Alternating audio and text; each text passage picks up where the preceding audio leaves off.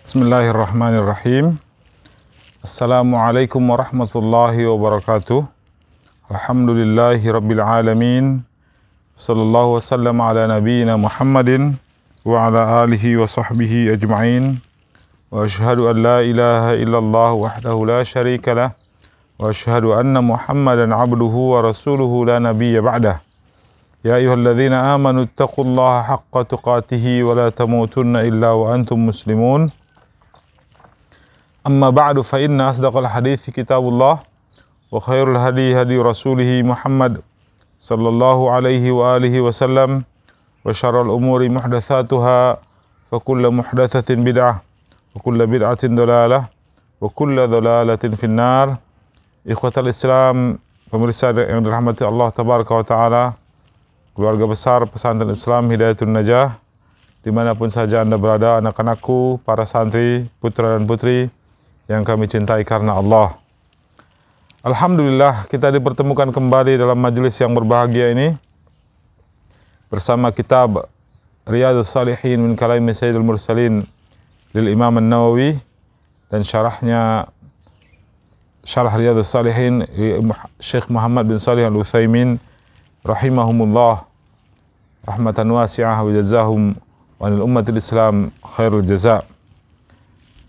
Yaqulul muallif rahimahullah, babu fadlil bukai min khasyatillahi ta'ala wa syauqan ilaihi. Bab pembahasan tentang keutamaan menangis karena takut pada Allah dan rindu kepadanya. Qala Allah Ta'ala, a'udzu billahi minasyaitonir rajim, wa yakhruna lil adqani yabquna wa yaziduhum khushu'a. Mereka tersungkur,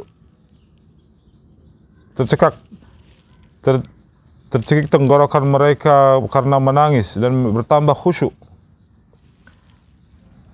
Afamin hadzal hadithi ta'jabun wa tadhakuna wa la tabkun. Di surah An-Najm. Dari ayat-ayat ini, apakah kalian kemudian merasa takjub lalu tertawa dan tidak menangis dari pembicaraan ini? An Ibnu Mas'ud radhiyallahu anhu qala lin nabiy sallallahu alaihi wa alihi wasallam, iqra alayya al-Qur'an. Qultu ya Rasulullah, aqra'u alayka wa alayka unzil. Qala inni uhibbu an asma'ahu min ghairi. فقرأت عليه سورة النساء حتى جئت إلى هذه الآية فكيف إذا جئنا من كل أمة بشهيد وجئنا بك على هؤلاء شهيدا. قال حسبك الآن. فالتفت إليه فإذا عيناه تذرفان. متفق عليه. Ibnu Mas'ud meriwayatkan Rasulullah SAW bersabda, bacakan untukku Al-Quran. Aku berkata, ya Rasulullah, aku membaca Al-Quran untukmu padahal ia turun kepadamu ya Rasulullah. Rasulullah SAW bersabda, aku senang mendengarnya dari orang lain. Maka aku pun membaca surah An-Nisa sampai pada ayat yang berbunyi fakaifa idza ji'na min kulli ummatin bisyahid wa ji'na bika 'ala haula'i syahida. Bagaimana bila sampai pada waktu setiap umat didatangkan dengan saksinya dan kami membawamu untuk menjadi saksi terhadap mereka semua. Maka Rasulullah SAW berkata, hasbukal an, stop, cukup. Berkata Ibnu Mas'ud radhiyallahu anhu, aku melihat ke Rasulullah dan air matanya berlinangan. Wan Anas radhiyallahu anhu qala khataba Rasulullah sallallahu alaihi wa alihi wasallam khutbatan ma sami'tu mithlaha qatt. Qala law ta'lamuna ma a'lamu la dhahiktum qalilan wa la bakaytum katsira. Qala فغطى أصحاب رسول الله صلى الله عليه وآله وسلم وجوههم khanina, muttafaqun alaihi wa sabaqa bayanuhu fi babul khauf. Anas menceritakan Rasulullah SAW berkhutbah, sebuah khutbah yang belum pernah aku mendengar khutbah semacam itu sebelumnya. Di antara khutbah itu Rasulullah berkata, andaikan kalian mengetahui apa yang aku ketahui, maka kalian akan sedikit tertawa dan menangis banyak. Lalu Anas berkata, para sahabat Rasulullah SAW menutupi wajah mereka sambil menangis, terisak-isak. Muttafaqun alaihi, dan hadis ini telah pernah dibahas pada bab khauf. Wa an Abi Hurairah radhiyallahu anhu qala qala Rasulullah sallallahu alaihi wa alihi wasallam, la yalijun nara rajulun baka min khasyatillah hatta ya'uda al-labanu fi ad-dar'i la yastami'u ghubarun fi sabilillahi wa dukhanu jahannam. Rawahu Tirmidzi wa qala haditsun hasanun sahih. Abu Hurairah meriwayatkan Rasulullah SAW bersabda, tidak akan pernah masuk neraka seorang yang menangis karena takut kepada Allah, sama seperti tidak akan pernah kembali susu yang telah keluar dari susuannya.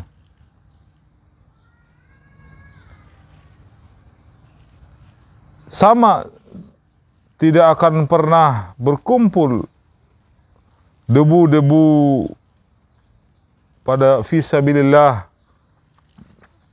dengan asap jahannam. Riwayat Tirmidzi, beliau meriwayatkan hadis hasan sahih. Wa anhu, masih dari Abu Hurairah, qala Rasulullah sallallahu alaihi wasallam, sab'atun yuzilluhumullahu fi dhillihi yawma la zilla illa zilluh, imamun adilun wa syabun nasha'a fi ibadatillahi ta'ala wa rajulun qalbuhu mu'allaqun bil masajid wa rajulani tahabba fillahi ijtama'a alaihi aw tafarraqa alaihi wa tafarraqa alaihi wa rajulun da'athu imra'atun zatu mansabin wa jamalin faqala inni akhafullah wa rajulun tasaddaqa bisadaqatin fa akhfaha hatta la ta'lama shimaluhu ma tunfiqu yaminuhu wa rajulun dzakara Allah khaliyan fa fadat 'ainah. Rasulullah SAW bersabda, 7 kelompok dilindungi Allah pada hari di mana tidak ada tempat berlindung kecuali Allah, kecuali perlindungan Allah. Pemimpin yang adil, seorang pemuda yang tumbuh dalam beribadah kepada Allah Ta'ala, seorang laki-laki yang jiwanya selalu tersangkut dengan masjid-masjid, selalu rindu kepada masjid, hatinya selalu mencari masjid. 2 orang manusia yang saling mencintai hanya karena Allah, bila bertemu karena Allah, bila terpisah pun karena Allah. Seorang laki-laki dipanggil seorang wanita terhormat dan cantik, dirayu, maka ia berkata, inni akhafullah, aku takut kepada Allah. Seorang laki-laki yang bersedekah, seseorang yang bersedekah, laki-laki atau perempuan, lalu ia menyembunyikan, merahasiakan sedekahnya sampai-sampai tangan kirinya tidak mengetahui apa yang diberikan tangan kanannya.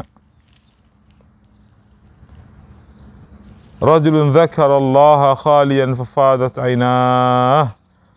Seseorang dia ingat pada Allah dalam keadaan sepi, maka berlinangan air matanya. Hadis muttafaqun alaihi, sahih dari Imam Bukhari dan Muslim. Saudara keluarga besar KBN rahimakumullah,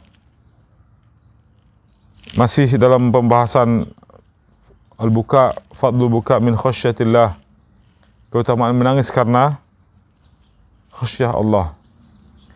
Sejatinya ikhwah, anak-anakku rahimakumullah, dunia ini adalah tempat tertawa dan bercanda yang indah. Tempat bermain dan bersenda gurau. Itulah hukum dunia. Dan mengingat akhirat harus berlawanan dengan hukum dunia, maka mereka yang menjalani dunianya untuk mengejar akhirat harus berani meninggalkan banyak tertawa dan menggantinya dengan mentadabburi, menangis dosa-dosanya, memperbaiki setiap langkah dan pencapaiannya. Dan ini jelas dalam banyak ayat dan hadis yang digambarkan pada kitab ini oleh al-muallif rahimahullah rahmatan wasi'ah. Pada hadis pertama, ketauladanan Rasulullah sallallahu alaihi wasallam menangis ketika membaca Al-Quran tertangkap jelas oleh Abdullah bin Mas'ud. Itulah sebabnya kenapa kita tidak bisa lepas memahami agama ini dengan menjauhi riwayat para sahabat. Itulah sebabnya kenapa ilustrasi, imajinasi, argumentasi, dan kreasi orasi kita zaman-zaman modern ini tidak akan pernah berdiri tegak di atas hujjah kalau kita menjauhi riwayat-riwayat para sahabat. Ini ditampilkan pertama, Ibnu Mas'ud tidak menampilkan hukum apa-apa, akan tapi menceritakan tentang menangisnya Rasulullah SAW ketika membaca ayat فَكَيْفَ إِذَا جِئْنَا مِنْ كُلِّ أُمَّةٍ بِشَهِيدٍ وَجِئْنَا بِكَ عَلَى هَؤُلَاءِ شَهِيدًا. Bagaimana bila waktu itu datang hari kebangkitan di mana setiap umat ditampilkan, dihadirkan dengan kesaksian atas apa-apa yang telah mereka perbuat. Tidak ada yang luput dari pengawasan Allah. Tidak ada yang luput dari catatan para malaikat. Ya Muhammad, pada hari itu engkau akan hadir untuk menjadi saksi bagi mereka semua. Khairumakumullah. Pertanyaan besar, apakah kita berada di barisan pengikut Muhammad SAW atau kita hanya ngaku-ngaku? Apakah benar kita pencinta Rasulullah ataukah kita hanya menumpang lewat? Rasulullah yang akan menjadi saksi. Engkaulah yang akan menjadi saksi untuk mereka ya Muhammad. Wajina bika ala haula'i syahida. Ayat itu begitu menggetarkan jiwa Rasulullah sampai hasbuk, stop. Itu yang pertama. Hadis yang kedua, perintah langsung Rasulullah dalam bentuk pengandaian, lau. Harful imtina, andaikan kalian mengetahui. Artinya, kalian memang belum mengetahui. Untuk mengetahui perlu talabul ilmi, terus-menerus mencari hikmah, membaca, mendengar majlis, menyimak, mentadabburi. Kalian memang belum mengetahui. Andaikan kalian mengetahui, kata Rasulullah, apa yang aku tahu tentang rahasia Allah, tentang ketakutan-ketakutan, tentang ketakwaan, tentang ancaman-ancaman, tentang hari perhitungan, tentang dahsyatnya hari kiamat, siksa kubur. Hasilnya maka pastilah kalian akan sedikit tertawa dan banyak menangis. Quraikumullah. Kita memang masih jauh dari pengetahuan itu. Kan tapi tidak ada salahnya kita mulai memperbaiki pengetahuan kita, belajar menangis karena takut pada Allah, untuk merasakan indahnya perlindungan Allah. Pada hadis ketiga, Rasulullah SAW memberikan tasji' orang yang menangis karena Allah tidak bisa disentuh neraka. La yalijun nar, tidak akan bisa masuk neraka. Neraka tidak menerima orang seperti ini. Artinya, kalau neraka tidak menerima, maka tempatnya adalah di surga Allah. Sama seperti debu-debu yang menempel pada jasad yang bertarung di jalan Allah, menegakkan kalimat la ilaha illallah, mukhlis karena Allah. itu juga tidak bisa tersentuh. Hatta dukhon jahannam, asap jahannam tidak akan mampu menyentuhnya. Artinya mendekat saja pun tidak bisa. Kemudian pada hadis terakhir yang keempat pada bab ini, pada pertemuan kali ini kita mengulang kembali hadis tentang 7 golongan yang dijanjikan mendapatkan perlindungan Allah, dan wallahu la yukhliful mi'ad. Allah tidak mengingkari janji dan tidak akan pernah sama sekali mengingkari janji. 7 kelompok itu adalah pemimpin yang adil. Pemimpin yang dimaksud adalah pemimpin yang mengurusi hak hajat hidup manusia banyak, atau pemimpin yang mengurusi hak-hak atau hajat khusus sekelompok manusia. Pemimpin pada profesi, pemimpin pada kampung, pemimpin pada negara, atau apa saja, dengan syarat adil. Kita sudah membahas adil, makna lugatannya, yaitu menempatkan segala sesuatu sesuai haknya, memberikan hak kepada yang berhak, mengambil dari yang tidak berhak. Yang kedua adalah pemuda yang tumbuh dalam beribadah. Nah, pemuda ini amanah. Karena itu para orang tua punya risalah mencetak pemuda-pemuda untuk tumbuh dalam lingkungan ibadah. Antar mereka ke kutab-kutab, titipkan mereka di imam-imam masjid. Atau bila itu tidak mungkin, kirimkan mereka ke pesantren-pesantren. Atau paling tidak, yang paling kecil adalah datangkan ustadz ke rumah untuk mendidik mereka tumbuh di jalan Allah. Itu dari sisi program. Dari sisi pembekalan, jangan beri makanan yang haram. Jangan beri mereka gizi otak yang haram. Jangan beri tontonan dan hiburan yang haram, agar mereka tumbuh fi ibadatillah. Rajulun qalbuhu mu'allaqun bil masajid. Lalu mereka akan menjadi manusia yang hatinya terpaut dengan masjid. Seperti Rasulullah dan para sahabat. Ketika pertama kali menginjakkan kaki di Quba, Rasulullah mendirikan masjid. Di tengah perjalanan, dimanapun singgah, Rasulullah mengumpulkan orang untuk sholat, menjadi masjid. Di Madinah, sebelum mempunyai rumah, mendapatkan rumah, Rasulullah mendirikan masjid. Demikian hendaknya pada setiap tempat di mana seorang muslim singgah, hatinya tidak pernah jauh dari masjid. Kita tidak perlu selalu mendirikan masjid, tapi paling tidak kita tahu di mana masjid, sehingga ketika kita singgah, kita langsung bisa menemukan akses untuk beribadah khusyuk, sesempurna mungkin, sesuai dengan kemampuan kita. Bismillah. Wa rajulun da'athum ra'ata wa rajulani tahabba fillah istama'a alaihi atau tafarraqa alaihi. 2 orang yang saling mencintai, saling membela, saling menuntun untuk di jalan Allah. 2 orang ini bisa 2 orang bersaudara, bisa 2 orang manusia dalam satu rumah tangga, suami dan istri, atau 2 kakak adik, atau kerabat, atau teman sahabat. Mereka dekat karena Allah, dan bila harus berpisah itu pun karena Allah. Dendam pribadi tidak mengambil tempat pada hati mereka. Kepentingan-kepentingan dunia bagi mereka hanya bumbu-bumbu. Pada ikatnya mereka dikumpulkan dan dipisahkan oleh Allah. Karena itu dalam jauh pun mereka saling mendoakan. Ini udah mau habis. Dan yang terakhir, sebelum terakhir, rajulun da'athum ra'atun dhatu mansabin wa jamal faqala inni akhafullah. Seorang laki-laki dipanggil, dirayu oleh seorang wanita cantik, berkedudukan, terhormat.